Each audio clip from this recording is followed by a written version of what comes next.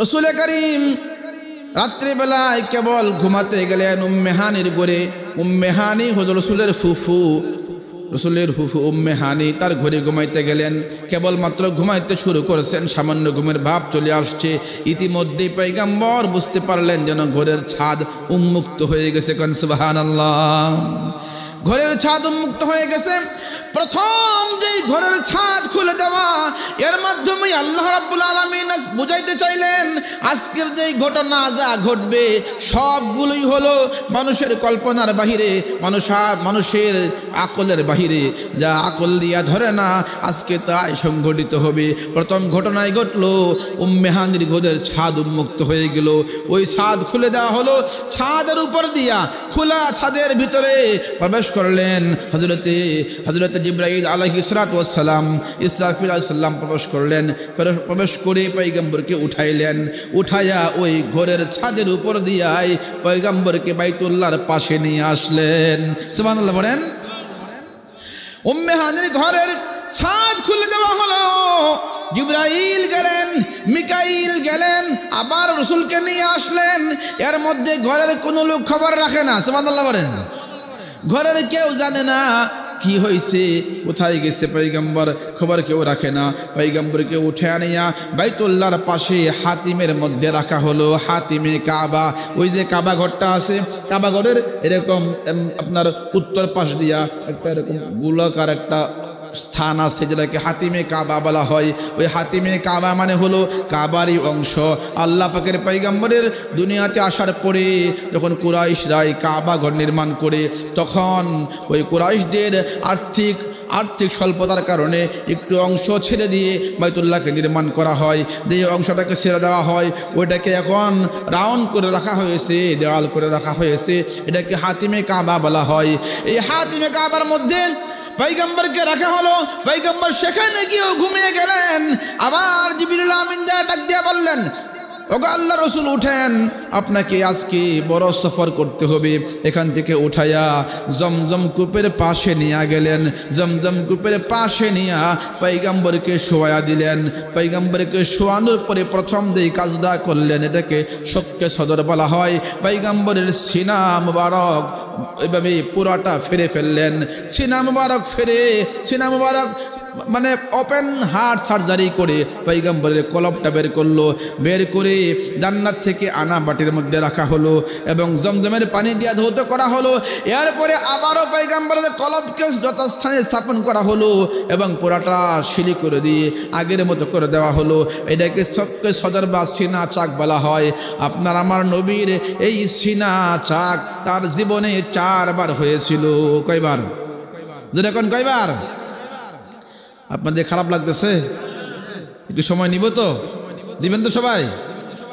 যেহেতু রজব মাসের আজকের প্রথম জুমার দিন গেল, প্রথম প্রোগ্রাম আসছে, আমি মনে মনে ভাবতেছিলাম যে আলোচনা কোন দিক থেকে আলোচনাটা করব। তো মনের মধ্যে পড়লো যে আজকে যেহেতু রজব মাস শুরু হয়েছে, রসুলের গুরুত্বপূর্ণ সফর মেরাজের কিছু কথা আপনাদের সঙ্গে শেয়ার করি। এখানে পর্যায়ক্রমে সবক আমাদের সামনে আসবে, আমরা সবকগুলো গ্রহণ করব এবং এই ঘটনাকে শুনব। প্রথম সবক তো একটা গেল আয়াত থেকে, এটা যে আল্লাহর কাছে বান্দা হওয়াটাই বড় গুণের কারণ। কোন সুবহানাল্লাহ। যে আল্লাহর বান্দা হয়ে গেল, আল্লাহর আব্দ হয়ে গেল, আল্লাহর আব্দের জন্য বান্দার জন্যই আল্লাহ তাআলা জান্নাতের সমস্ত আয়োজন সাজায়া রাখছেন। কোন সুবহানাল্লাহ। ওই বান্দা হতে পারবে না, ওই মানুষটা আল্লাহ পাকের আব্দ হতে পারবে না যেই মানুষটা আল্লাহ পাকের হুকুমগুলোর খেয়াল করে না, ফরজ নামাজের খেয়াল করে না, রোজার খেয়াল করে না, জাকাতের খেয়াল করে না, এভাবে সে ফরজ বিধান মানে না, ওয়াজিবাতগুলো ছেড়ে দেয়, আল্লাহ পাকের তরিকা আল্লাহ পাকের হুকুমকে গ্রহণ করে না, নবীর তরিকায় করে না, ওই ব্যক্তি কখনো আব্দে পরিণত হতে পারবে না। আমার ভাইয়েরা, আমাদের পয়গম্বরের জিন্দেগিতে 4 বার, কয়বার কি হয়েছিল? সিনা চাক। কি হয়েছিল? সিনা চাক করা হয়েছিল, ওপেন হার্ট সার্জারি করা হয়েছিল। প্রথমবার হয়েছিল পয়গম্বরের বয়স যখন 4 বছর। কয় বছর? 4 বছর। পয়গম্বর তখন হালিমাতুস সাদিয়া রাদিয়াল্লাহু তাআলা আনহার ঘরে হালিমাতুস সাদিয়ার বুকের দুধ খেয়ে খেয়ে বড় হয়েছেন, সেখানে বসবাস করতেছেন। ওই যে তায়েফের শহরে, তায়েফের ময়দানে আল্লাহ পাকের রসুল হালিমাতুস সাদিয়ার বাড়িতে অবস্থান করতেছেন। হালিমাতুস সাদিয়ার একটা ছেলে ছিল, রসুলের দুধ ব্রাতা। যখন 4 বছর বয়স, খেলার বয়স বলতে গেলে বলা যায়, ওই যে ওই বয়সের মধ্যে হালিমাতুস সাদিয়া তার একটা মেয়ে ছিল। ওই মেয়ে সহ রসুল এবং তার দুধ ভ্রাতা তারা ছাগলের পাল নিয়ে মাঠে গেল। কোথায় গেল? কিনিয়া গেল। জোরে কন্যা কিনিয়া গেল ছাগলের পাল। আমার কথা কি বুঝতে পারতেছেন? ছাগলের পাল নিয়ে মাঠে গেল। হঠাৎ করে 2 জন সাদা কাপড় পরিহিত ব্যক্তি হাজির হলো।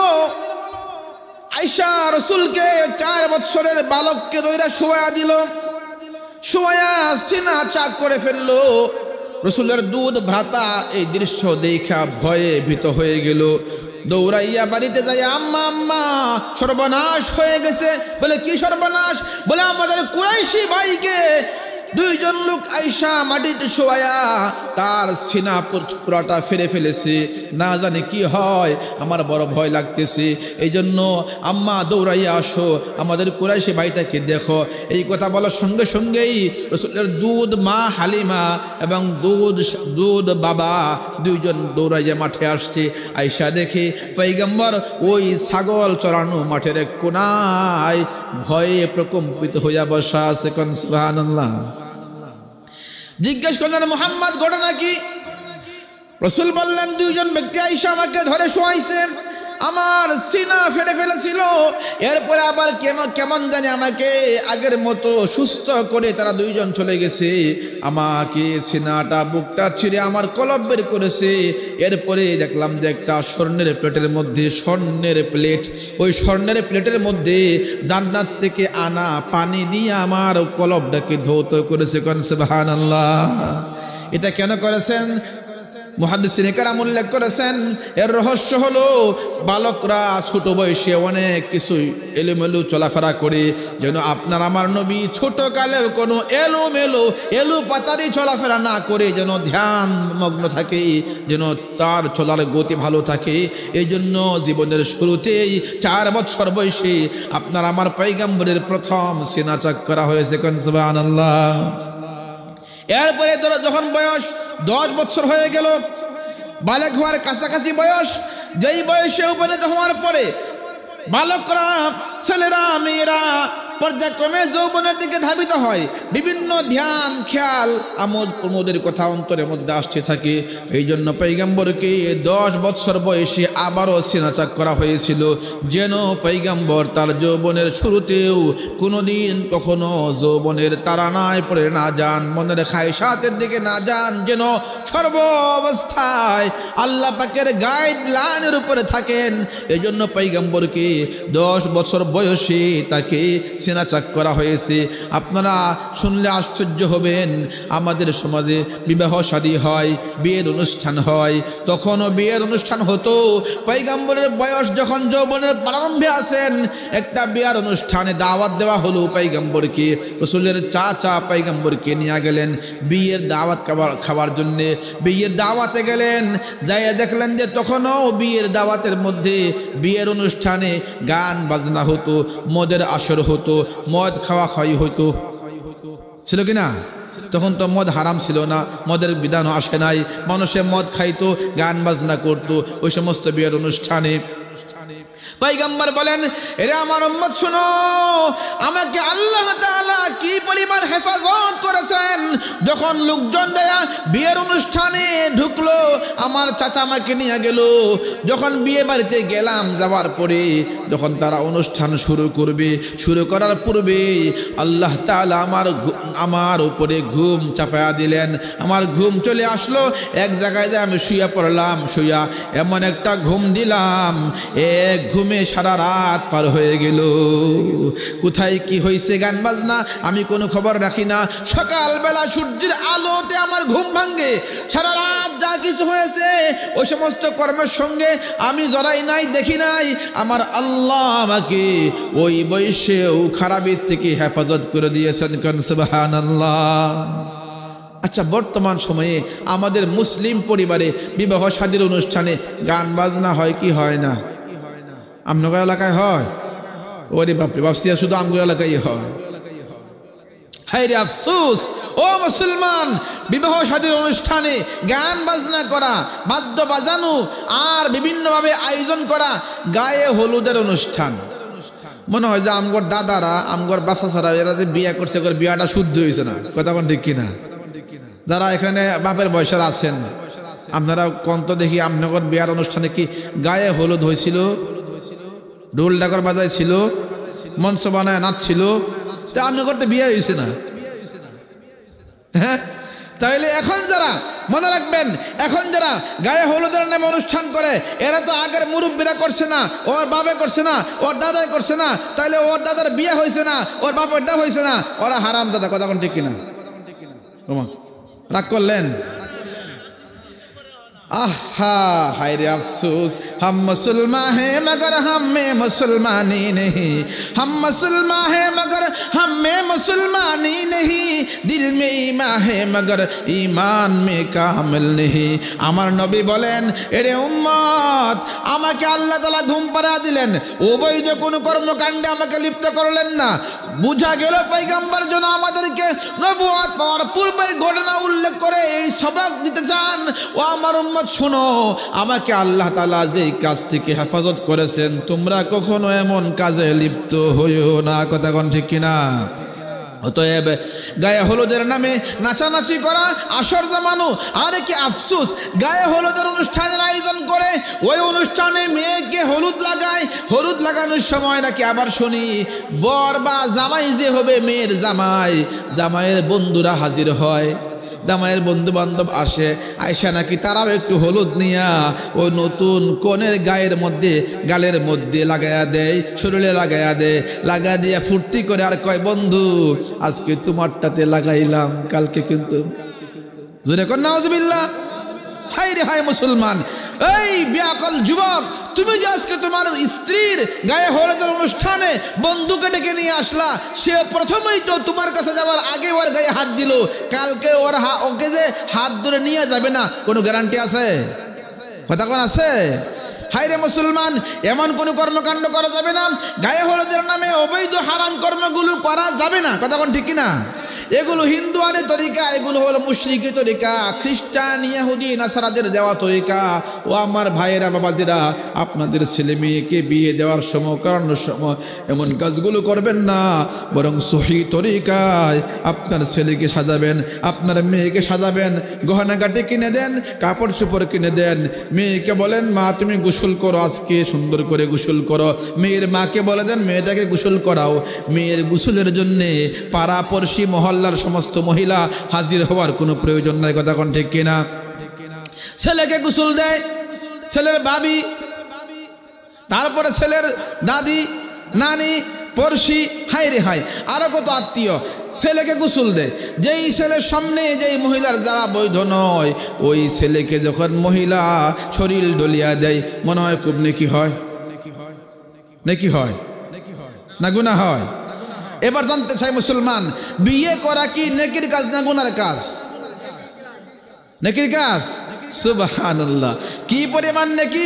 আপনার আমার পয়গম্বর বলেছেন, এরে আমার উম্মত, তুমি যে বিয়ে করলা, বিয়ে করার পরে স্ত্রীর সঙ্গে এক বিছানায় ঘুমাইলা, এই থাকাটাও তোমার জন্য ইবাদত আল্লাহ তাআলা করে দিয়েছেন। কোন সুবহানাল্লাহ। সাহাবায়ে কেরাম আশ্চর্য হয়ে গেলেন, ইয়া রাসূলুল্লাহ, ইয়া হাবিবাল্লাহ, স্ত্রীর কাছে গেলেও কি নেকি হয়? বলে, হ্যাঁ হ্যাঁ, অবশ্যই হবে না কেন? তুমি যদি তোমার এই জৈবিক চাহিদা পুরা করার জন্য অন্য কোনো অপাত্রে যাও, বেগানা মেয়ের কাছে যাও, গুনাহ হবে কিনা? বলে, হ্যাঁ অবশ্যই গুনাহ হবে। এবার পয়গম্বর বললেন, শোনো, যেহেতু অন্য জায়গায় গেলে গুনাহ হয়, তোমার স্ত্রীর কাছে আসলে অবশ্যই নেকি আছে। কোন সুবহানাল্লাহ। বিয়ে হলো ইবাদত। যেই ছেলের জন্য একটা মেয়েকে দেখা হারাম ছিল, অবৈধ ছিল, দেখলে গুনাহ হইতো, গুনাহে কবিরা হইতো, ওই মেয়েটাকে নিয়ে ঘুমানোর ব্যবস্থা করেছেন যিনি, তিনি কে? যেরকম না কে? সঠিক নিয়মের মধ্যে বন্ধন করে দিয়েছেন। এবার স্বামী স্ত্রী হয়ে গেল, স্বামী স্ত্রী আজীবন চলবে। আল্লাহ রাব্বুল আলামিন এদের মাধ্যমে যে সন্তান দিবেন, দুনিয়াতে বান্দাবান্দি পাঠাইবেন, ওই ছেলে মেয়েগুলো আলেম হবে, হাফেজ হবে, কোরআন পড়বে, নামাজ পড়বে, যত নেকি করবে, নেককার সন্তান যত অনেকের আমল করে, বাবা মা কবরে শুয়া শুয়া ওই নেক আমলের কবুলিয়তের নেকি কবরেই পাইতে থাকে। আমাদের কবরে আমাদের ছেলে মেয়ের নেকি যাবে, এতে কোনো সন্দেহ আছে? রসুল বলেছেন 3টা কাজ সদকা জারিয়া, এর মধ্যে একটা হলো নেক আওলাদ, নেক সন্তান যে রেখে গেল, কবরে শুয়া শুয়াও ওই সন্তানের নেক আমলের নেকি তার কবরে পাইতে থাকবে। কোন সুবহানাল্লাহ। এজন্য আমরা আমাদের ছেলে মেয়েকে নেককার বানায়া যাব তো ইনশাআল্লাহ, যেরকম না ইনশাআল্লাহ। মুহতারাম হাজিরিন, পয়গম্বরের সিনা চাক হয়েছে কয়বার? প্রথমবার হয়েছে 4 বছর বয়সে, দ্বিতীয়বার 12 বছর বয়সে, তৃতীয়বার পয়গম্বরের সিনাচাক হয়েছে যৌবনকালে পয়গম্বরের সিনাচাক করা হয়েছে। চতুর্থবার হয়েছে হলো যখন ওই যে মেয়ারাজে নেওয়া হবে, ওই সময়ে বাইতুল্লাহর পাশে জমজম কূপের পাশে নিয়ে পয়গম্বরের সিনাচাক করা হয়েছে। সিনাচাক যখন শেষ হয়ে গেল, জিবরিল আমিন জান্নাত থেকে আনা তস্তরির মধ্যে আল্লাহ পাকের পক্ষ থেকে দেওয়া যে নূরে মারিফত ছিল এবং আল্লাহ পাকের পক্ষ থেকে যে নিয়ামত দেওয়া ছিল সেগুলো সিনার মধ্যে ভরপুর করে দিলেন। কারণ হলো একটু পরে পয়গম্বরের সফর শুরু হবে, যেই সফরটা হবে অত্যন্ত আশ্চর্যজনক এক সফর, যেই সফরের মধ্যে আল্লাহ পাক কুদরত দেখাবেন, আয়াত দেখাবেন, নিদর্শন দেখাবেন।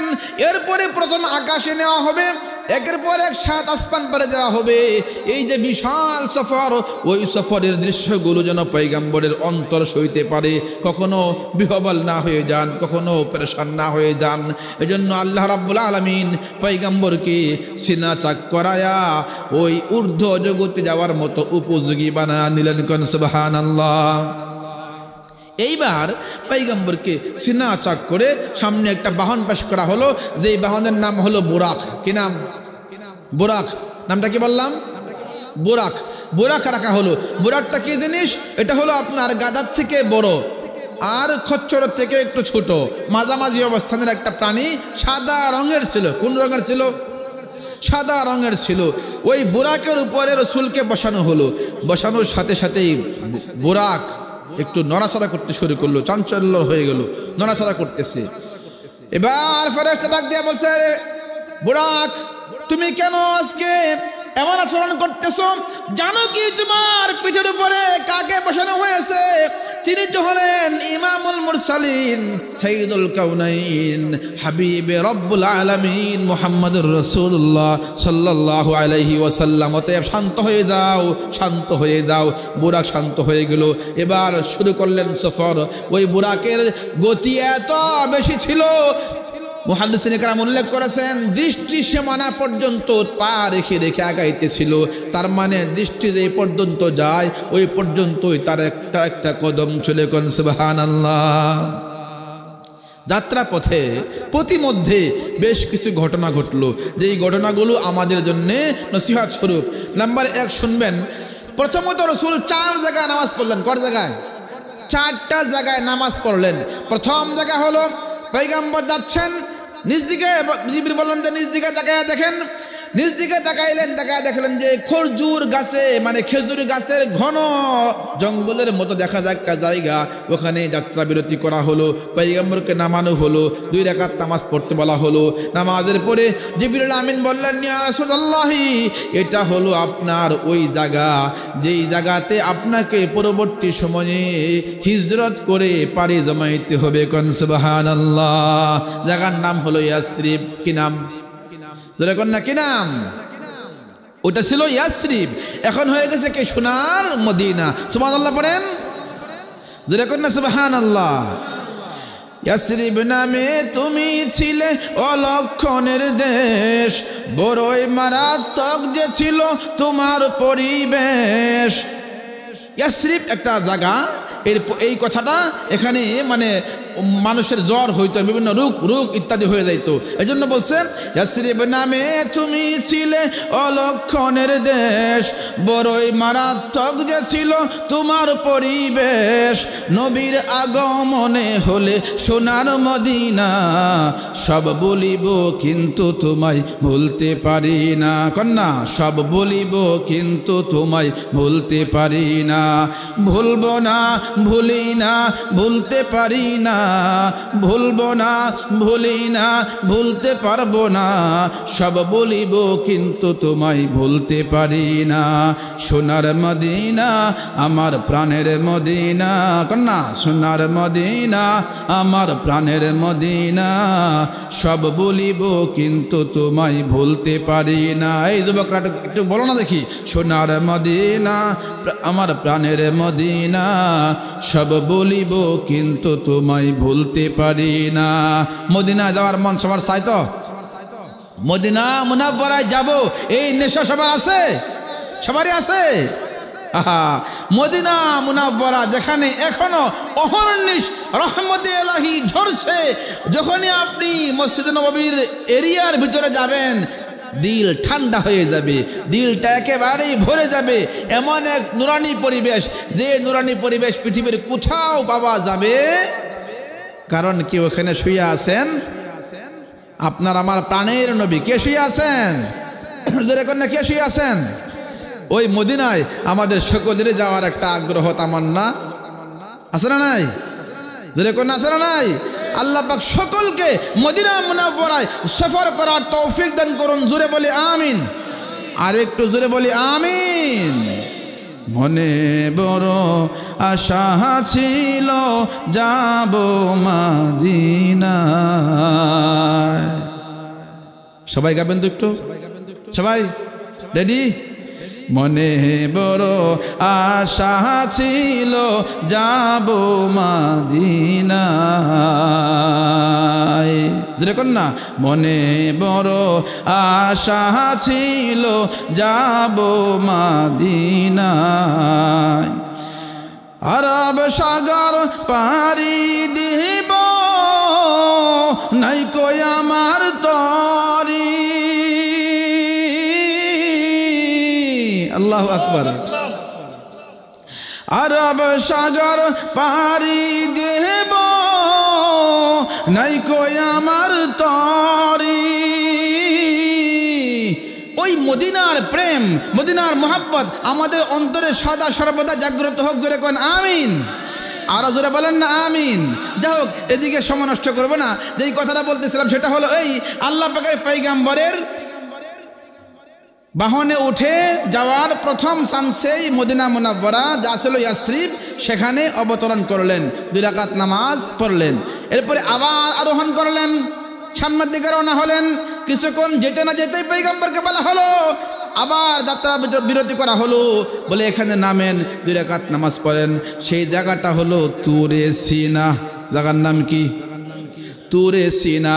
যে সিনা পর্বতে সরাসরি আল্লাহর সাথে কথা বলতেন যেই পয়গম্বর, সেই পয়গম্বরের নাম কি? না।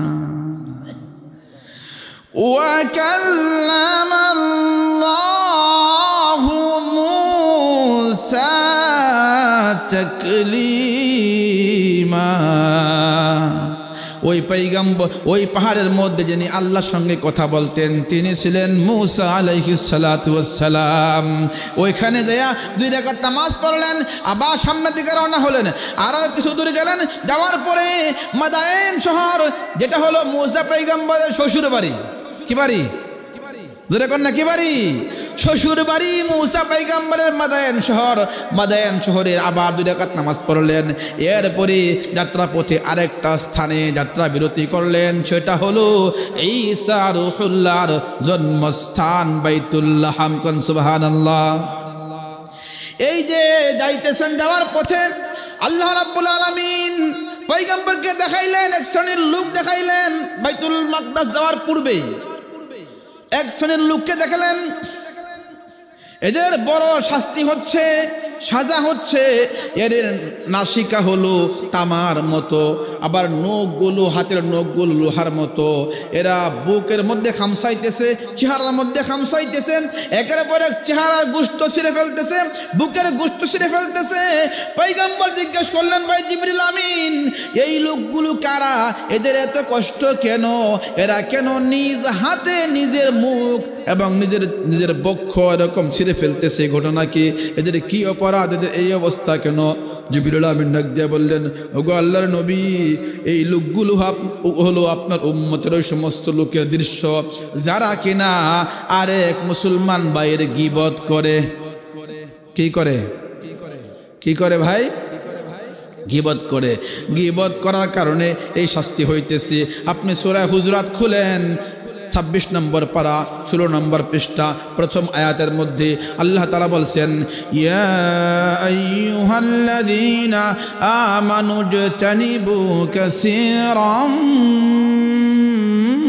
মিনায-যন্ন ইন্না বা'দায-যন্নি ইসমুন ولا تجسسوا ولا يغتب بعضكم بعضا أيحب أحدكم أن يأكل لحم أخيه ميتا فكرهتموه। এই আয়াতে আল্লাহ বলছেন, ও আমার বান্দা, তোমরা এক ভাই আরেক ভাইয়ের গীবত করিও না, দোষ চর্চা করিও না, পরনিন্দা করিও না, এমন খারাপ কাজ থেকে বিরত থাকো। এই আল্লাহ বলছে, আইয়ুহিব্বু আহাদুকুম আইয়াকুলা লাহমা আখিহি মাইতান, তোমরা কি এটা পছন্দ করো যে তোমার মৃত ভাইয়ের গোশত খাবে? আমরা আমাদের মৃত ভাইয়ের গোশত খাবো, এটা পছন্দ করি? এইটা যেমন না পছন্দ করি, আল্লাহ বলছে গীবত করিও না, গীবত করলে তোমার মৃত ভাইয়ের গোশত খাওয়া হয়। যেটা কোন নাউজুবিল্লাহ। গীবতের 4টা স্তর আছে, মনে রাখবেন। শুধুমাত্র কেবলমাত্র নিজের সাথে হিংসা জিদ বশবর্তী হয়ে আরেক ভাইয়ের ক্ষতি করার জন্যে তার দুশ্চর্চা করাকে গীবত বলা হয়। আর যদি আপনি ওই লোকের খারাপের থেকে বাঁচতে চান, যদি ওই লোকটা সামাজিক কোনো কর্মকাণ্ডে লিপ্ত হয়, মানুষকে খারাপের দিকে নিয়ে যায়, এমন লোকের গীবত করলে ওটা গুনাহ হবে না। যেমন ধরেন নমরুদ, ফেরাউন আছে না, যে ফেরাউনের দুশ্চর্চা আল্লাহ পাক নিজে করেছেন। আবু জাহেলের কথা আল্লাহ পাক কোরআনে বলেছেন। কারণ কি? এরা ছিল এমন ব্যক্তি যারা সমাজকে খারাপ করত, মানুষকে খারাপ পথ দেখাইতো। এজন্য আল্লাহ তাআলা বলছেন, গীবত করিও না, গীবত ব্যক্তি পর্যায়ে যা সেগুলো করিও না, এক ভাই আরেক ভাইয়ের দুশ্চর্চা করিও না। পয়গম্বর দেখলেন যে ওই যে লোকগুলো, এদের শাস্তি হলো গীবতের কারণে নিজের চেহারা নিজে খামসাইয়া গোশত ছড়ায় ফেলতেছে, বুক ছিঁড়ে ফেলতেছে। সামনে আরেক ডুব দেখলেন যে এমন একটা শ্রেণী দেখলেন যাদের মাথা পাথর দিয়ে চূর্ণ বিচূর্ণ করা হচ্ছে। কি করা হচ্ছে? পাথরের আঘাতে আঘাতে মাথা চূর্ণ বিচূর্ণ করা হচ্ছে। আবার মাথাকে থেতলিয়ে দেওয়ার পরে আবার সুস্থ হয়ে যায়, আবার আঘাত করা হয়, আবার সুস্থ হয়, আবার আঘাত করা হয়। পয়গম্বর ডাক দিয়া বললেন, ভাই জিবরিল আমিন, ঘটনা কি? এই লোকগুলোর এত কষ্ট কেন? এবার জিবরিল বললেন, ওগো আল্লাহর নবী, এই লোকগুলো হলো যারা নামাজে গড়িমসি করে, নামাজ নিয়মিত পড়ে না, নিয়মিত পড়লেও সুন্নত তরিকায় পড়ে না, নামাজে গড়িমসি করে, এই লোকগুলাকে আযাব দেওয়া হচ্ছে। কন্যা নাউজুবিল্লাহ। নামাজে গড়িমসি করা এটা মারাত্মক অপরাধ। হাসরের ময়দানে সর্বপ্রথম হিসাব হবে নামাজের। কিসের? ধরে কোন কিসের? অতএব আজকের এই আলোচনা থেকে আমরা ওয়াদা করব, দিকে নামাজ ছাড়বো না ইনশাআল্লাহ। ধরে কোন না ইনশাআল্লাহ, নামাজ ছাড়বো না। ভাই নামাজ ছাড়েন না, নামাজ ছাড়লে এই ওয়াজের দাম নাই। আজকের এই মসজিদের উদ্যোগে ওয়াজ, এখান থেকে সবক নিবেন যে আমরা নামাজ ছাড়বো। হাসরের ময়দানে ও যুবক ভাইরা, যারা নামাজ পড়তে আলসামি করেন, সময়ের খেয়াল করেন না, আজান শুনে মসজিদে যান না, একটু ভালো করে কথাটা শুনে নেন। পয়গম্বর বলেছেন, আউয়ালু মা ইউহাসাবু বিহিল আবদু ইয়াউমাল কিয়ামাতিস সালাহ। হাসরের ময়দানে সর্বপ্রথম বান্দার থেকে নামাজের হিসাব নেওয়া হবে। কিসের হিসাব? জোরে কোন কিসের হিসাব? নামাজ ঠিক, সব ঠিক হয়ে যাবে। আপনার নামাজ ঠিক না, কোনো কিছুই ঠিক হবে না। এই জন্য আল্লাহ তাআলা কোরআনে কারিমে চমৎকার করে বলেছেন, ইন্নাস সালাত তানহা আনিল ফাহশাই ওয়াল মুনকার। ও বান্দা, তুমি নিয়মিত নামাজ পড়ো, তোমার নামাজ তোমাকে সমস্ত খারাপি থেকে বাঁচায় রাখবে। কোন সুবহানাল্লাহ। বাইতুল মাকদাস যাওয়ার পূর্বে পয়গম্বর আরেকটা শ্রেণী দেখলেন, যেই শ্রেণীর লোকগুলোর অবস্থা হলো তারা কেবলমাত্র জমিনে ফসল লাগাইতেছে, লাগানোর সঙ্গে সঙ্গেই গাছ উঠতেছে, গাছ গজাইতেছে, আবার একটু পরেই গাছগুলো বড় হয়ে গেছে, বড় হইয়া ফুলে ফলে ভরপুর হয়ে গেছে।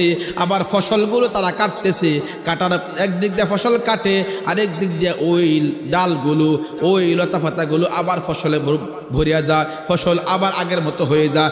একদিকে কাটে, আরেক দিকে হয়, আবার কাটে, আবার হয়, আবার কাটে, আবার হয়। সুবহানাল্লাহ কইতেন না? ঘুমায় গেছেন নাকি? যেরকম সুবহানাল্লাহ। যেই মাত্র লাগায়, লাগানোর সঙ্গে সঙ্গে গাছ গজায়, বড় হয়ে যায়, ফুল ফল ধরে। একদিকে কাটে, আরেকদিকে আবার ফল হয়ে যায়, আবার কাটে, আবার হয়ে যায়। আল্লাহ রাসূল বড় খুশি হয়ে গেলেন, এত সুন্দর ফল ফুলের যেই দৃশ্য, এরা কারা গো জিবরিল আমিন? এরা কারা? এরা কোন লোক? এদের এত বরকতওয়ালা জিন্দেগি, এদের বরকতওয়ালা জিন্দেগি কোত্থেকে পাইলো? এবার জিবরিল আমিন ডাক দিয়া বলছে, ওগো আল্লাহর রাসূল, এরা হলো আপনার উম্মতের ওই সমস্ত লোক যারা দিন প্রতিষ্ঠা করার জন্য যুদ্ধের ময়দানে যায়া যায়া নিজের জানটাকে বিলীন করে দিয়েছে। কোন সুবহানাল্লাহ। দিনের জন্য, এই আলায়ে কালিমাতুল্লাহর জন্য যারা প্রাণ বিসর্জন দেয়, জান দিয়ে দেয়, শহীদ হয়ে যায়, তাদের জন্য আল্লাহ তাআলা এত বিশাল নিয়ামত রাখছেন যে এরা বেহেশতের মধ্যে এভাবেই নিয়ামত পাইতেই থাকবে, পাইতেই থাকবে, পাইতে থাকবে। কোন সুবহানাল্লাহ। এজন্য ইসলামের জন্য প্রয়োজন হলে জান দিব, এমন সাহস কি আছে? জোরে কোন আছে? সবার আছে নাকি কেউ ঘুমায় গেছেন? যদি প্রয়োজন হয় ইসলামী বিদ্বেষী কাফের বেঈমান ইহুদি খ্রিস্টান বৌদ্ধ নাসারা পৌত্তলিক মুশরিক ইহুদিবাদীরা যদি কিনা মুসলমানদের উপরে আক্রমণ চালাইতেছে, আমাদের উপরে আক্রমণ চালাইতে আসে, ভারত যদি এই কথা বিশ্বাস করে যে বাংলার সীমানা ভেঙে দিয়ে বাংলাকে ভারতের অন্তর্ভুক্ত করে নেবে, আমরা কি আমাদের সীমানা ছেড়ে দিব? কথা কোন ছেড়ে দিব? আমাদের এই মুসলিম ভূখণ্ডের জন্য প্রয়োজন হলে ভারতের মতো শক্তিকে পরোয়া করব না, যুদ্ধের ময়দানে ঝাঁপিয়ে পড়ব এবং অস্ত্র হাতে নিয়ে হয় দেশ রক্ষা করব, আর না হয় জান দিয়ে দিব। কথা কোন ঠিক কিনা? সর্বোপরি ইসলাম জিন্দা করার জন্যে, দিন জিন্দা করার জন্যে, কোরআনের বিধান জিন্দা করার জন্যে যারা জান দিবে তাদেরকে আল্লাহ তাআলা হাসরের ময়দানে এত নিয়ামত দিবেন, ওই নিয়ামতের কল্পনাও করা যাবে। যারা দিনের জন্যে, কোরআনের জন্যে জান দেয়, ওরা তো মরেই না। সুবহানাল্লাহ কইতেন না? চিৎকার মারে কোন সুবহানাল্লাহ। দেখে আমার কথা কইলাম নাকি কোরআনে আছে? আমার কথা না কোরআনের কথা? কোরআনে আছে, শুনবেন। কোরআন খোলেন, 2 নম্বর পারা, 2 নম্বর পৃষ্ঠা। যারা ঘুমাইতেছেন তারা কেমনে শুনবেন? একটা তাকবীর জোরে দেওয়া লাগবে যেন সকলে ঘুম ভাঙ্গে যায়। লিল্লাহি তাকবীর। হইল না? লিল্লাহি তাকবীর।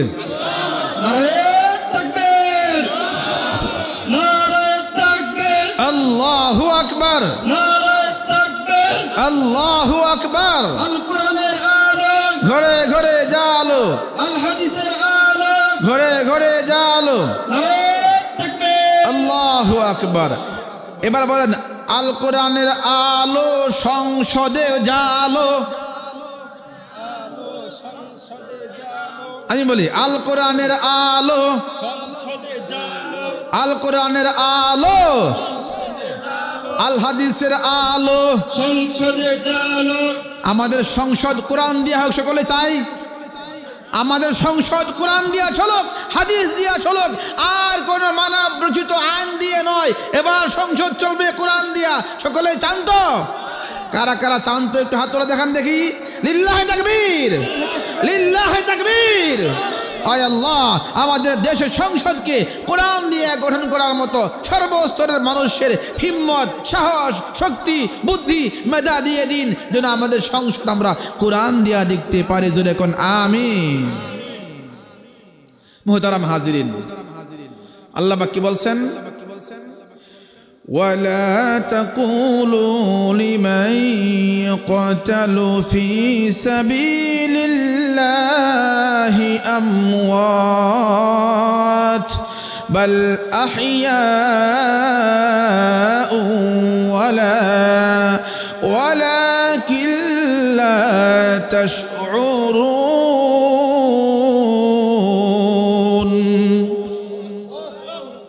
যারা আল্লাহর দ্বীনের জন্য জান দেয়, আল্লাহ কয় বান্দা, ও আমার বান্দারা, এদেরকে তোমরা মৃত বলিও না। সুবহানাল্লাহ কোন। ওয়ালা তাকুলু লিমান ইয়াকতালু ফি সাবিলিল্লাহি আমওয়াত। যারা আল্লাহর রাস্তায় জান দিল ওদেরকে মৃত বলিও না, বাল আহইয়াউন, বরং এরা হলো জীবিত। কোন সুবহানাল্লাহ। এরা কি? এরা হলো জীবিত। হানজালা বীর হামজা মুসআব বিন উমায়ের সাথে ঘুরছ কতই না আনন্দে, ফিরদাউসের কাননে শাহাদাতের খুন রাঙা পথে চলছি সদা, চলব ছুটে। কথা কোন ঠিক কিনা? হয়তো শহীদ নয় হব গাজী, ভুলব না ভোলা যায় নাকি বীর শহীদানের স্মৃতি। কন্যা ভুলব না ভোলা যায় নাকি বীর শহীদানের স্মৃতি। যারা কিনা দেশের জন্যে, জাতির জন্যে, দ্বীনের জন্যে, ইসলামের জন্যে, ইমানের জন্যে জান দিয়া দিবে, আমার আল্লাহ বলছে এরা হলো মরেও জীবিত। কোন সুবহানাল্লাহ। এরা মরেও জীবিত। পয়গম্বরকে বলা হলো, ওগো আল্লাহর রাসূল, যেই লোকগুলো জমিনের মধ্যে কেবলমাত্র ফসল লাগায়, ওই ফসলে আবার গাছ গজায়া যায়, বীজ লাগায়, বীজ লাগাইতে গাছ ওঠে, গাছ উঠিয়া ফসল হয়, ফলে ফুলে ভরে যায়, এরা হলো ওই শ্রেণীর লোক যারা কিনা দ্বীনের জন্য আল্লাহর রাস্তায় জান বিলীন করে দিয়েছে। কোন সুবহানাল্লাহ। পয়গম্বর দেখলেন আরেকটা ঘটনা। ওই চলার পথে দেখলেন কিছু লোককে দেখলেন পানির মধ্যে, রক্তের মধ্যে সাঁতার কাটতেছে, দুর্গন্ধময় পচা রক্তের মধ্যে সাঁতার কাটতেছে। সেখানে সাঁতরা সাঁতরা পাথর ভক্ষণ করতেছে, পাথর খাইতেছে। ফেরেশতাকে প্রশ্ন করলেন, ও ভাই জিবরাইল, এই দুর্গন্ধময় পচা পানির মধ্যে পাথর খাচ্ছে লোকগুলো কারা? এদের এই শাস্তি কেন? পয়গম্বরকে বলা হলো, ওগো আল্লাহর নবী, এরা হলো আপনার উম্মতের ওই সকল লোক যারা সুদ খাইতো। কি খাইতো? জোরে কোন কি খাইতো? সুদখোর সমাজে আছে না নাই? আছে। আরে বর্তমান সময়ে সুদকে জাতীয়করণ করা হয়েছে, এমনভাবে সাজানো হয়েছে, এখন সুদ থেকে মানুষ বাঁচতে পারে না। ও আমার ভাই বোনেরা, ও আমার মুরব্বি বাবাজিরা, অন্তত পক্ষে ব্যক্তিগত জীবনে কেউ সুদ খাবেন না, সুদ খাইতে যাবেন না। সুদকে আল্লাহ তাআলা হারাম করে দিয়েছেন। আল্লাহ পাক কোরআনে বলেছেন, আহাল্লাল্লাহুল বাইআ ওয়া হাররামার রিবা। সুবহানাল্লাহ বলেন। আল্লাহ বলেন, আমি তোমাদের জন্য সুদকে হারাম করেছি, ব্যবসাকে হালাল করে দিয়েছি। সুবহানাল্লাহ পড়েন। আপনাদের কষ্ট হইতেছে? কষ্ট হইতে?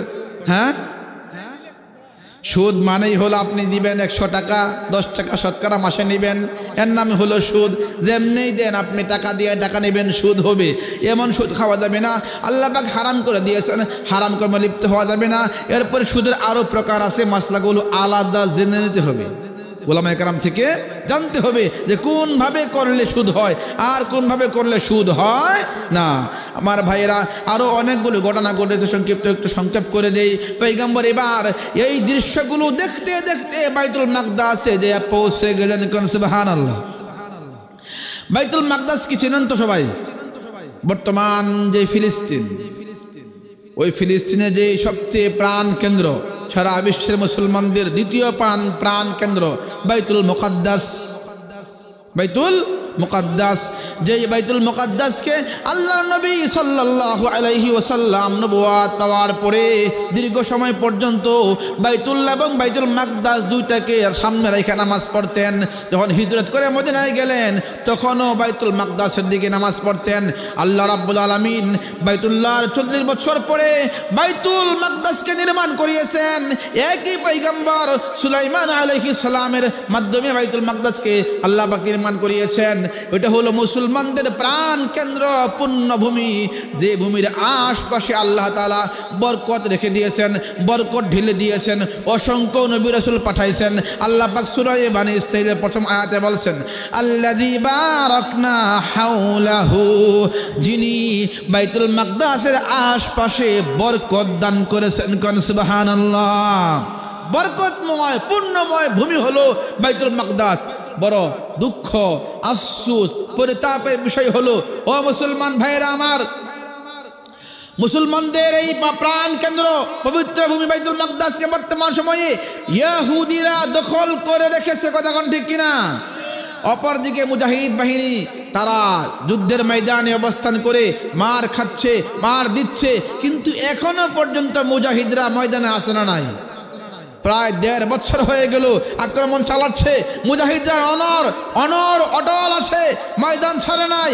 যার থেকে বোঝা যায় ইহুদি ওই লাল কুকুরেরা বাইতুল মাকদাস ছেড়ে পালাতে হবেই ইনশাআল্লাহ। বাইতুল মাকদাস মুসলমানদের হাতে আসবে। আমরা দোয়া করি আল্লাহ পাক যেন বাইতুল মাকদাসকে মুসলমানদের হাতে ফেরত দিয়া দেন, বিজয় দিয়া দেন। কোন আমিন। আমার ভাইরা, পয়গম্বর গেলেন বাইতুল মাকদাসে, বাহন রাখলেন ওই জায়গাতে, যেই জায়গাতে অন্য পয়গম্বররা বাহন রাখতেন। বাহন রাইখা মসজিদে ঢুকলেন। আজান হয়ে গেছে, মুসল্লি দাঁড়ানো আছে, পুরা বাইতুল মাকদাস ভর্তি মুসল্লি। নামাজ কে পড়াবে? জিবরিল আমিন পয়গম্বরকে হাতে ধরে সামনে নিয়ে গেলেন। বললেন, ওগো আল্লাহর নবী, আজকের এই দিনে ইমামতির জন্য আল্লাহ তাআলা অন্য কাউকে পারমিশন দেন নাই। আজকের ইমামতির দায়িত্ব আল্লাহ তাআলা আপনাকে দিয়ে দিয়েছেন। কোন সুবহানাল্লাহ।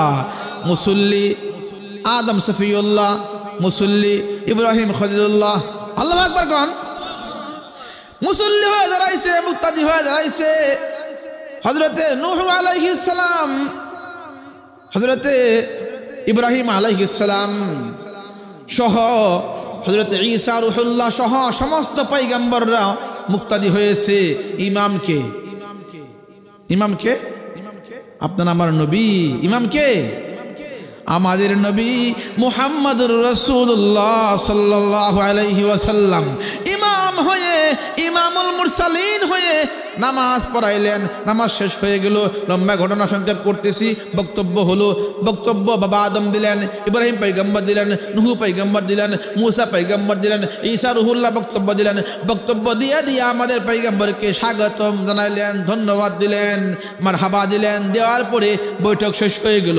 এবার আল্লাহ রাব্বুল আলামিন পয়গম্বরকে উপরের দিকে নেওয়ার জন্য একটা সুপান পাঠাইলেন, সিঁড়ি পাঠাইলেন, যেটাকে মেরাজ বলা হয়। কি বলা হয়?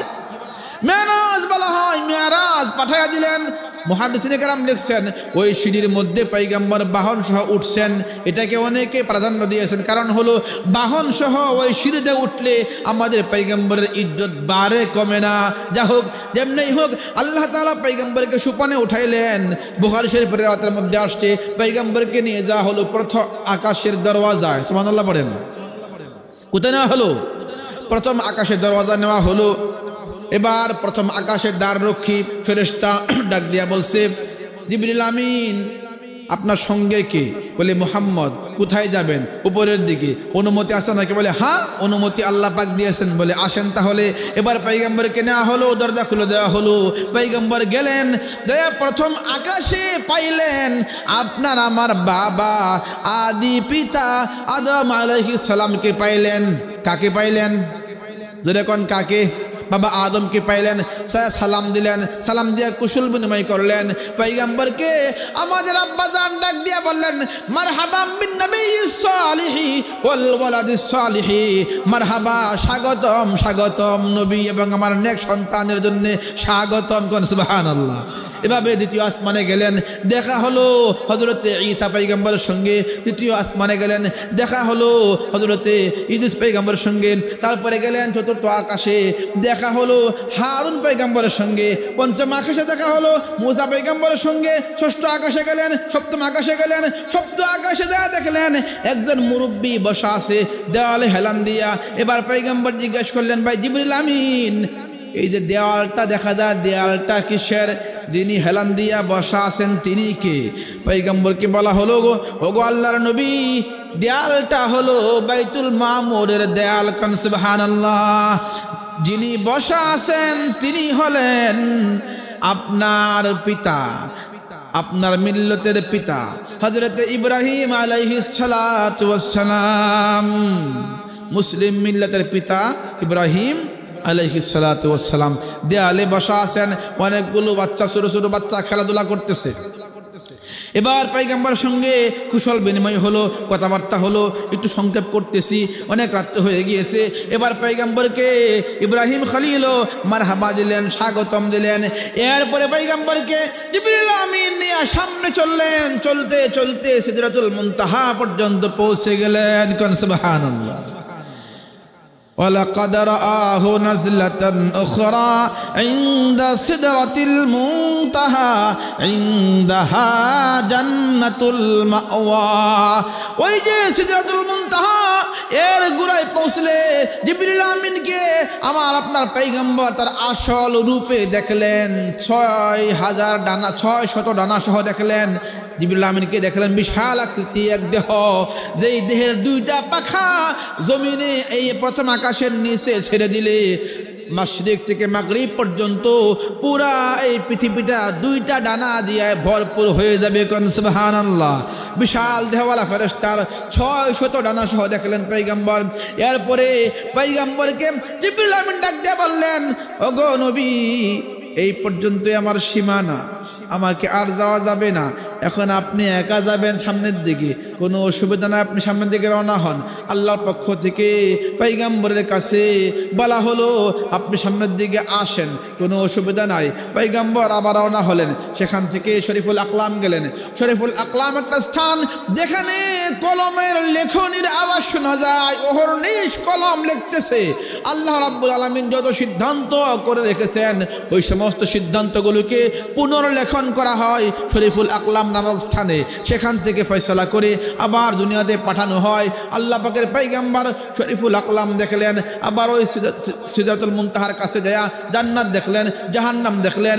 এরপরে পয়গম্বরকে নেওয়া হলো আর ঊর্ধ্ব জগতে, সুবহানাল্লাহ বলেন। ওখানে আল্লাহ তাআলা ৭০,০০০ নূরের পর্দা খুলে দিয়ে রফ নামক আরেকটা বাহন দিলেন। ওই বাহনের উপরে চড়ে এবার পয়গম্বর পৌঁছে গেলেন তো এমন এক জায়গা, যেই জায়গা পর্যন্ত কোনো পয়গম্বরকে, কোনো নবীকে আল্লাহ পাক ডেকে নেন নাই, সেটা হলো আরশে মুআল্লা, কান সুবহানাল্লাহ। আমাদের নবীকে আল্লাহ তাআলা আরশে মুআল্লা পর্যন্ত ডেকে নিলেন এবং কাছে বসাইলেন, কথোপকথন করলেন। আল্লাহ পাকের সঙ্গে আল্লাহ পাকের দিদার লাভ করলেন। আল্লাহ পাকের দিদারে আমাদের পয়গম্বর ধ্যান মগ্ন হলেন। দিদার হলো, দেখা হলো, সাক্ষাৎ কথাবার্তা হলো। আল্লাহ পাক পয়গম্বরের সঙ্গে কথা বলতেছেন। কথা বলার সময় সর্বপ্রথম পয়গম্বরকে বললেন, বন্ধু যখন বন্ধুর বাড়িতে যায় অনেক কিছু হাদিয়া তোহফা উপঢৌকন নিয়ে যায়। আপনি আমার বাড়িতে আসছেন, আমার জন্য আপনি কি নিয়ে হাজির হয়েছেন? পয়গম্বর ডাক দিয়া বলে, আত্তাহিয়াতু লিল্লাহি ওয়াসসালাওয়াতু ওয়াত-তাইয়্যিবাত, সুবহানাল্লাহ বলেন। পয়গম্বর ডাক দিয়া বলেন, ওগো আল্লাহ, আপনার জন্যে যত জবানি ইবাদত, শারীরিক ইবাদত সবগুলোকে আপনার কাছে আমি পেশ করে দিলাম, কোন সুবহানাল্লাহ। এবার আল্লাহ রাব্বুল আলামিন পয়গম্বরের হাদিয়া গ্রহণ করলেন, প্রেমালাপ করলেন। সঙ্গে সঙ্গে আল্লাহ তাআলা পয়গম্বরের প্রতি সালাম পাঠ করে বললেন, আসসালামু আলাইকা আইয়ুহান নাবিয়্যু ওয়া রাহমাতুল্লাহি ওয়া বারাকাতুহু। যেই মাত্র আল্লাহ রাব্বুল আলামিন পয়গম্বরকে সালাম দিয়ে দিলেন, পয়গম্বর সঙ্গে সঙ্গে সালামের উত্তর তো দিবেন, কিন্তু পয়গম্বর সালাম পাইয়া চিন্তা করলেন, আহারে আমি তো আরশে মুআল্লা এসেছি, আমার উম্মত জমিনের মধ্যে আছে। উম্মতকে পয়গম্বর ভুললেন না। ও আমার ভাইরা, আমার বাবাদের একটু খেয়াল করবেন। যখন আল্লাহ তাআলার কাছে গেলেন, একান্ত বৈঠকে বসলেন, ওই বৈঠকে বসেও কিন্তু পয়গম্বর উম্মতকে বলেন নাই, আপনাকে আমাকে ভুলেন নাই। সঙ্গে সঙ্গে আল্লাহর কাছে বললেন, আসসালামু আলাইনা ওয়া আলা ইবাদিল্লাহিস সালিহিন। আল্লাহু আকবার। পয়গম্বর ওই মুহূর্তেও, একান্ত মুহূর্তেও উম্মতকে বলে না, উম্মতকে ছাড়ে না, উম্মতের কথা সুপারিশ করে আল্লাহকে বলছে, আল্লাহ এই সালামটা শুধু আমার জন্য নয়, বরং আমার সমস্ত নেককার উম্মতের জন্যও সালামকে আমি কবুল করলাম। আমার পয়গম্বর আরশে মুআল্লা যে ভুলে না, আর আপনি আমি, ও আমার যুবক ভাইরা, তোমরা একটু সামান্যতে পয়গম্বরকে ভুলে যাও। দাড়ি কামায়া ফেলো, মাথায় টুপি লাগাও না, লম্বা জামা পরো না, নামাজে যাও না, পয়গম্বরের মোহাব্বত অন্তরে নাই, সালাম কালামে চলো না, মন গড়া জীবন যাপন করো। কেমনে গো? যেই পয়গম্বর আরশে মুআল্লা যে ভুলে না, ওই পয়গম্বরের সুন্নত ছাইরা দিয়ে আমরা কেমনে চলি? আমাদের কোনো লজ্জা হয় না? কথা কোন ঠিক কিনা? मेराज की हमारा नबी सबअ समावात, मेराज की हमारा नबी सबअ समावात, नहीं भुला वहाँ नबी हम गुनाहगार उम्मत, नहीं भुला वहाँ नबी हम गुनाहगार उम्मत। उम्मत के पैगम्बर भूलें ना, स्मरण करलें, सालामे कालामे स्मरण करलें। जानते चाय के गो आमार भाईरा के आसेन एमन जे বাকি জিন্দেগিতে নবীর সুন্নাতকে ছাড়বো না, নবীর আদর্শে ছাড়বো না, কোনো ইহুদি খ্রিস্টানের আদর্শে চলবো না, পয়গম্বরের আদর্শ ছাড়বো না। এই কথাটাকে অন্তরে গেঁথে নিয়ে আল্লাহকে হাত তুলে দেখাবো যে আমরা নবীর আদর্শ আর কোনোদিন ছাড়বো না। আল্লাহ পাক সকলের হাতগুলো কবুল করুন, জোরে বলি আমিন। আমার ভাইয়েরা, কথোপকথন হলো, লম্বা ঘটনা সংক্ষেপ করতেছি। এবার পয়গম্বর বিদায় নিলেন, বিদায় নেবেন, বিদায় নেওয়ার পালা। আল্লাহ তাআলা পয়গম্বরকে অনেক কিছু দিলেন, অনেক অনেক গুরুত্বপূর্ণ বিষয় দিলেন। কিয়ামত পর্যন্ত যত বিষয় প্রয়োজন উম্মতের সবগুলো ফয়সালা করলেন, সিদ্ধান্ত দিয়া দিলেন। এর মধ্যে বড় একটা সিদ্ধান্ত দিলেন।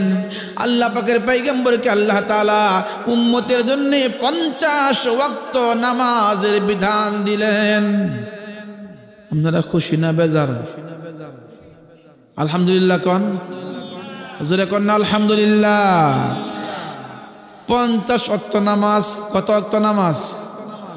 তবে একটু বেজার হওয়ারই কথা। 5 ওয়াক্তই পড়তে পারে না, 50 ওয়াক্ত, এটা কেমনে সম্ভব নাকি? ভাই ঠিক হয়েছে, হাসা কথাই কইছে। পয়গম্বর অত্যন্ত খুশি হলেন। আমার উম্মত দৈনন্দিন 50 বার আমার রবের সেজদা লুটে পড়বে, রবকে স্মরণ করবে। খুশিতে নাচতে নাচতে পয়গম্বর আসতেছেন বিদায় নিয়া। আস্তে আস্তে সিদরাতুল মুনতাহা পাড়ি দিলেন, এরপরে সপ্তম আকাশ পাড়ি দিলেন। ষষ্ঠ আকাশে আইসা মূসা পয়গম্বরকে পাইলেন। যেন মূসা পয়গম্বর দাঁড়াইছে একদম রাস্তা ব্রেক কইরা। কি কইরা?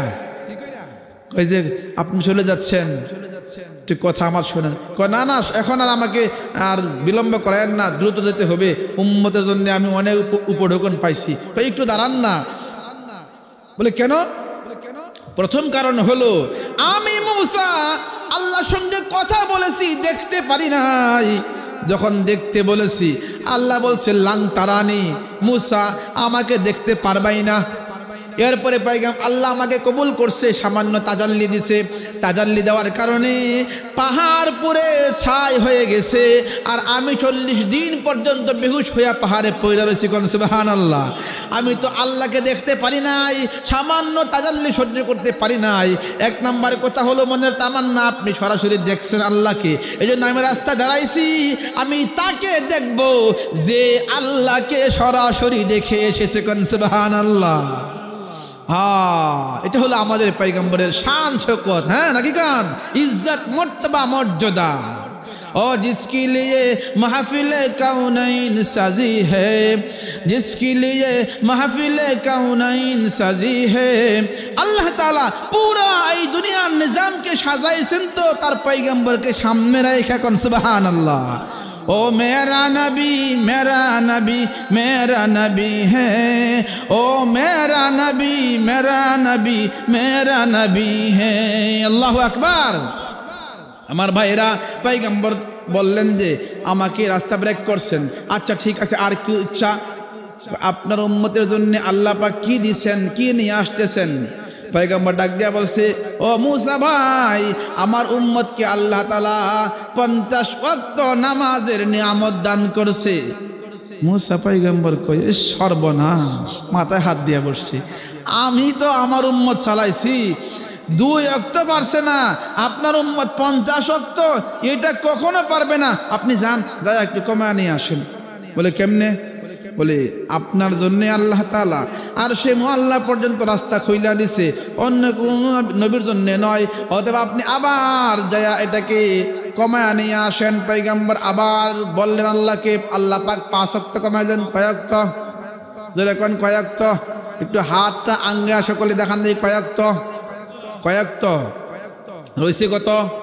45 রয়েছে কত? আবার আসছে, আবার আগের কথায় আবার যান, আবার গেছে কমছে 5 ওয়াক্ত, আবার আসছে, আবার যান, এরকম করতে করতে 9 বার। কয়বার? যেরকম সুবহানাল্লাহ। কয়বার? 9 বার দেওয়ার পরে কমে গেল 45 ওয়াক্ত। মুসা পয়গম্বর আবার বলতেছে, ওগো রহমাতুল লিল আলামিন, আপনার উম্মত রয়ে গেছে 5 ওয়াক্ত, এইটাও পারবে না, আপনি আরো কমায়া নেন।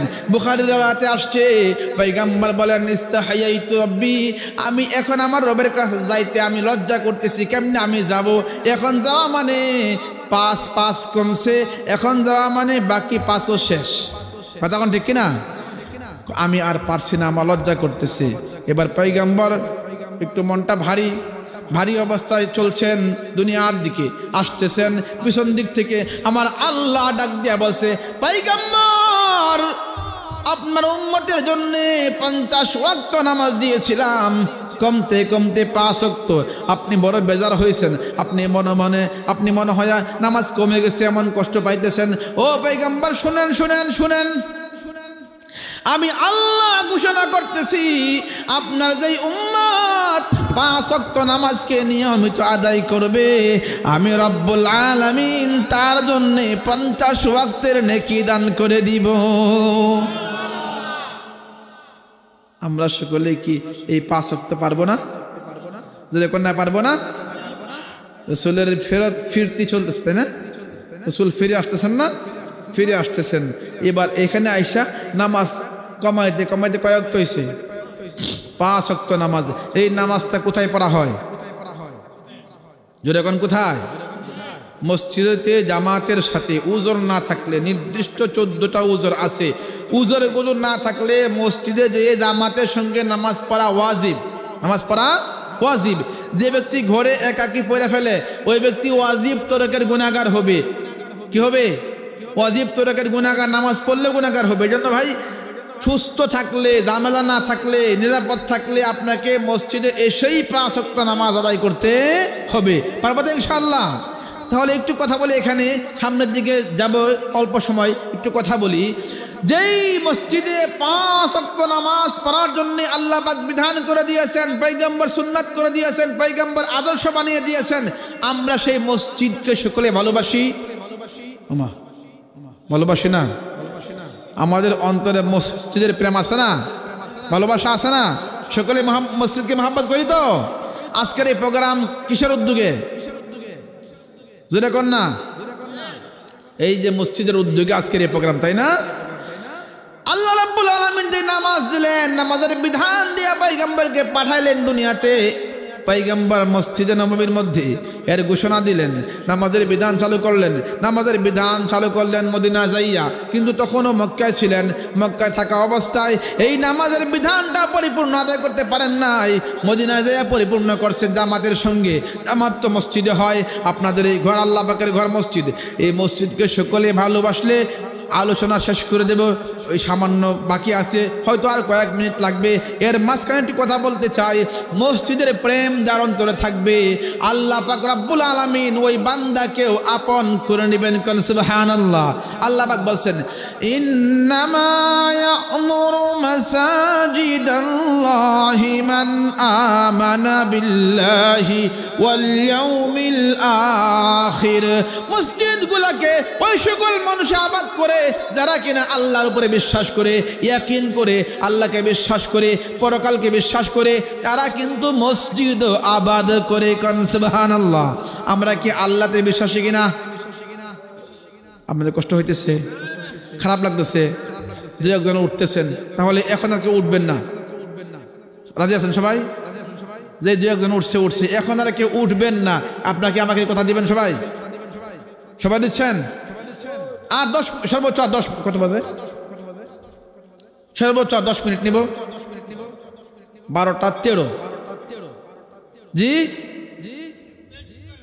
আলহামদুলিল্লাহ, আমরা আর বেশি সময় লাগবে না ইনশাআল্লাহ। তো এই আয়াতের তরজমাটা শোনাই। আল্লাহ পাক কি বলছেন? ইন্নামা ইয়া'মুরু মাসাজিদাল্লাহি মান আমানা বিল্লাহি ওয়াল ইয়াউমিল আখির। আল্লাহ পাকের ঘর তারাই তামির করে, নির্মাণ করে, আবাদ করে, তারাই যারা কিনা আল্লাহকে বিশ্বাস করে, পরকালকে বিশ্বাস করে। এই জন্য পয়গম্বর যেই নামাজ নিয়ে ফিরতেছেন, ওই নামাজ যেহেতু মসজিদে জামাতের সাথে আদায় করা হয়, জুমার দিনে মসজিদে লোকজন এসে ভরে যায়, ওই মসজিদের সেবা যত্ন আমাদের সকলের করতে হবে কিনা? জোরে কোন করতে হবে কিনা? আল্লাহর ঘরকে যে মহব্বত করবে, আল্লাহ পাক তাকে মহব্বত করবেন। আল্লাহ পাক বলে দিয়েছেন, মান বানা, আল্লাহ পাকের পয়গম্বর বলেছেন, মান বানা লিল্লাহি মসজিদান বানাল্লাহু লাহু বাইতান ফিল জান্নাহ। যে ব্যক্তি দুনিয়াতে আল্লাহর ঘর বানায়, আল্লাহ রাব্বুল আলামিন ওই ব্যক্তির জন্য জান্নাতের মধ্যে ঘর বানায় দেয়। কোন সুবহানাল্লাহ। ছোট্ট একটা ঘটনা শোনাবো কয়েক মিনিটের, যেই ঘটনাটা বর্ণিত আছে কোরআনে কারিমে 28 নম্বর পারা 20 নং পৃষ্ঠায়। আল্লাহ পাক ইরশাদ করেছেন, আল্লাহ পাক ওখানে ইরশাদ করেছেন মুমিনদের জন্য একটা দৃষ্টান্ত। কাদের জন্য? জোরে কোন কাদের জন্য? আমরা মুমিন কিনা? জোরে কোন না, সকলেই কোন। ঘুম আসছে আপনাদের? আমরা সকলে মুমিন কিনা? ইমানদার কিনা? আমাদের ইমান আছে না নাই? জোরে কোন আছে না নাই? ইমানের দাবিটা পরিষ্কার করে একবার পড়েন তো, লা ইলাহা ইল্লাল্লাহ, লা ইলাহা ইল্লাল্লাহ, লা ইলাহা ইল্লাল্লাহ, লা ইলাহা ইল্লাল্লাহ মুহাম্মাদুর রাসূলুল্লাহ। 28 নম্বর পারা 20 নং পৃষ্ঠা। আল্লাহ তাআলা ফরমান, وضرب الله مثلا للذين آمنوا امرأة فرعون إذ قالت رب ابن لي عندك بيتا في الجنة ونجني من فرعون وعمله ونجني من القوم الظالمين। এই আয়াতে আল্লাহ পাক ফরমান, আমি একটা দৃষ্টান্ত বর্ণনা করতেছি লিল্লাযিনা আমানু, ইমানদার মানুষের জন্য। ইমরাআতা ফিরআউন, ফিরআউনের স্ত্রীর ঘটনা। বলে কি ঘটনা? ইয ক্বালাত রাব্বি ইবনি লি ইনদাকা বাইতান। ওই সময়ের কথা, যেই সময়ে ফিরআউনের স্ত্রী আসিয়া বলেছিল, মালিক আপনার কাছে আমার জন্য একটা ঘর বানায়া দিন। কোন সুবহানাল্লাহ। জোরে কোন সুবহানাল্লাহ। আল্লাহকে ডাক দিয়া বলছে, ও আমার মালিক আপনার কাছে একটা ঘর বানায়া দিন। এই কথাটা কখন বলছে?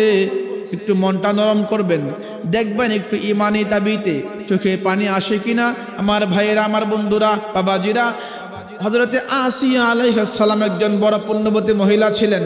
যখন তিনি ঈমানের কথা প্রকাশ করছেন, ঈমানের কথা যখন প্রকাশ করছেন এবং বলছেন যে আমি একজন ঈমানদার, আমি একজন মুমিন, ফেরাউনকে বলছে, ফেরাউন তুমি আমার স্বামী হতে পারো, তুমি আমার রব নাও, তুমি আমার রব নাও। আমার রব হলেন এক আল্লাহ। রবকে যেরকম না কে? যেই মাত্র বলছে আমার রব এক আল্লাহ, ওই সময়ে ফেরাউন বলছে আমাকে রব মানো না, স্বীকার করতেছো, খবরদার খবরদার, আমাকে রব না মানলে তোমাকে কঠিন শাস্তি দিব। আসিয়া ডাক দিয়া বলে, যত শাস্তি আমাকে দাও না কেন, আমি আল্লাহকে রব মানবো, মুসা কালিমুল্লাহর রবকে রব মানবো, তোমাকে মানতে পারবো না। আসিয়া ডাক দিয়া বলছে আমার রব এক আল্লাহ, তোমাকে মানতে পারবো না। এবার আসিয়াকে ডাক দিয়া বলছে আমাকে মানবা না, তাহলে কঠিন শাস্তির মুখোমুখি হওয়া লাগবে। বলে না না না, তোমাকে মানবো না। যেমন কথা তেমন কাজ। তার উজির বর্গ ডাকছে, পরিষদ নিয়ে বসছে। এবার জল্লাদকে ডাক দিয়া বলছে, জল্লাদ আমার স্ত্রী আমাকে মানে না, আমাকে রব মানে না, অতএব শাস্তি শুরু করো। 1 নাম্বার শাস্তি দাও। মহিলাটা বড় লাজুক, শর্মিন্দা, বড় লজ্জাবতী মহিলা। আমার এই পরিষদের সামনে তাকে উলঙ্গ করো, দেখি তার লজ্জার ভয়ে দেখি আমাকে রব মানে কিনা। আসিয়ার উপরে হুকুম জারি করলো। এবার জল্লাদ গায়া আসিয়ার শরীর থেকে কাপড়গুলো টেনে টেনে খুলতেছে। আসিয়া চক্ষু বন্ধ করে আমার আল্লাহকে ডাকে আর বলে, আল্লাহ জালেমের হাতে পড়ে গেলাম, আমাকে তুমি রক্ষা করো, আমাকে ঈমানের উপরে অটল রাখো, আমার ঈমানটা যেন ছিনিয়ে নিতে না পারে। উলঙ্গ করছে, পুরা শরীর উলঙ্গ করে দিছে। যেই মন্ত্রী পরিষদ তাকে রানীর স্যালুট দেয়, রানী হিসেবে সম্মান করে, এই মুহূর্তে উলঙ্গ করে ফেলছে। আসিয়া চক্ষু বন্ধ করে আল্লাহকে ডাকতেছে। আসিয়া পুরো উলঙ্গ হয়ে গেছে। না না না, আল্লাহ আপনাকে রব বলেছি, ফেরাউনকে আমি রব স্বীকার করতে পারবো না। আসিয়া একের সাথে একই কথা, আমার রব এক আল্লাহ, আমার রব এক আল্লাহ, আমার রব এক আল্লাহ। আল্লাহকে স্বীকার করতেছে, ফেরাউনকে স্বীকার করে না, অস্বীকার করতেছে। এবার ফেরাউন বলছে কি করা যায়, কি করা যায়? তার উজির ডাক দেয়া বলে, বাদশাহ নামদার, আপনার স্ত্রী বড় স্পর্ধা দেখাচ্ছে, দুঃসাহস দেখাচ্ছে, একে আরো কঠিন শাস্তি দেওয়া লাগবে। এই উলঙ্গ করলেই হবে না, ওকে রৌদ্রের মধ্যে নিয়ে ফালান এবং হাত পায়ে পেরেক লাগান। তাই করা হলো।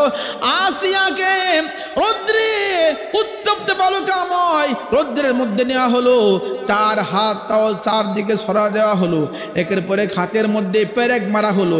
যেই মাত্র পেরেক মারতেছে, ফিনকি দিয়া রক্ত বাড়িয়া রক্তে লাল হয়ে গিয়েছে, রক্তাক্ত হয়ে গিয়েছে। 2টা হাত 2টা পা রক্তাক্ত হয়ে গিয়েছে। কিন্তু না না, আসিয়া তখনও বলে রব্বি আল্লাহ, রব্বি আল্লাহ, রব্বি আল্লাহ, আমার রব এক আল্লাহ। এই কথার উপরে অটল হয়ে গিয়েছে। এবার তার উজির ডাক দেয়া বলে, বাদশাহ নামদার, আপনার আসিয়া বুঝা গেছে আপনাকে আর স্বীকার করবে না, আর দেরি করবেন না।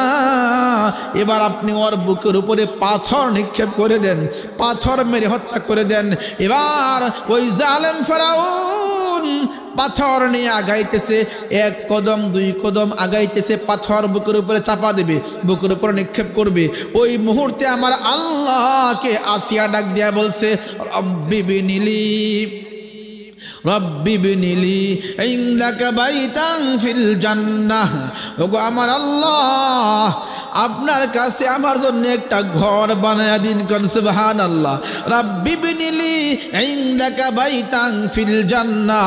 আমার আল্লাহ আমাকে এই যে নাজেহাল করেছে ঈমান থেকে সরানোর জন্য, আমি ঈমান ছাড়বো না, আমাকে জান্নাতে একটা ঘর বানায়া দিন। সাথে সাথে আমার আল্লাহ জান্নাতের ওই বাড়িটা দেখাইলেন, যেই বাড়িতে আসিয়াকে উঠানো হবে। বাড়িটা উঠায়া ধরলেন। আসিয়া ওই বাড়ি দেখা দেখা হাসি মুখে দুনিয়া থেকে বিদায় গ্রহণ করলেন। কোন সুবহানাল্লাহ। চলে গেলেন পরপারে। আসিয়ার উপরে পাথর নিক্ষেপ করা হলো। তখন আসিয়ার প্রাণ নাই, মৃতদেহের উপরে পাথর নিক্ষেপ করে ফেরাউন হাসি খুশি মজাক করেছে। অপরদিকে আসিয়া কিন্তু সরাসরি জান্নাতের মেহমান হয়ে গিয়েছে। আমার পয়গম্বর আম্মা জান আয়েশাকে শোনাইছে, রে আয়েশা শোনো, আমি জান্নাতে যেই কয়জন মহিলাকে দুনিয়ার মেয়েকে আরো বিয়ে করব, এর মধ্যে একজন আম্মা জান খাদিজাকে বলছে, ও খাদিজা শোনো, তুমি তো দুনিয়া থেকে বিদায় নিতেছো, যাওয়ার পরে তোমার সতীনকে সালাম দিও, তোমার সতীনকে সালাম দিও। আম্মা জান খাদিজা ডাক দিয়ে বলে, ওগো ইয়া রাসূলুল্লাহ, আমার সতীন আবার কে? পয়গম্বর বললেন, তোমার যেই কয়জন সতীন হবে এর মধ্যে একজন হলো বিবি আসিয়া। কোন সুবহানাল্লাহ। হাসরের ময়দানে আল্লাহ রাব্বুল আলামিন আসিয়াকে পয়গম্বরের সঙ্গে বিবাহ বন্ধনে আবদ্ধ করে দিবেন। আমার ভাইয়েরা, ওই যে আল্লাহর কাছে ঘর চাইছে আসিয়া, ঈমান ছাড়ছে না, ঘর বানায়া জান্নাতে গেছে। কোন সুবহানাল্লাহ। এজন্য আমরাও দুনিয়ার থেকে জান্নাতটা একটু ক্রয় করে নিয়ে যাই। আল্লাহ পাক বলেছেন, ইন্নাল্লাহা আশতারা মিনাল মুমিনিনা আনফুসাহুম ওয়া আমওয়ালাহুম বিআন্না লাহুমুল জান্নাহ। রে মুমিন, আমি তোমার জান আর মাল আমি ক্রয় করলাম জান্নাতের বিনিময়ে। কোন সুবহানাল্লাহ। কিসের বিনিময়ে? কিসের বিনিময়ে? জান আর মাল। জান আর মাল মানে কি? আমি জান দিব, মাল দিব আল্লাহকে, আল্লাহ দিবেন আমাকে জান্নাত। আল্লাহ কি দিবেন? জান্নাত।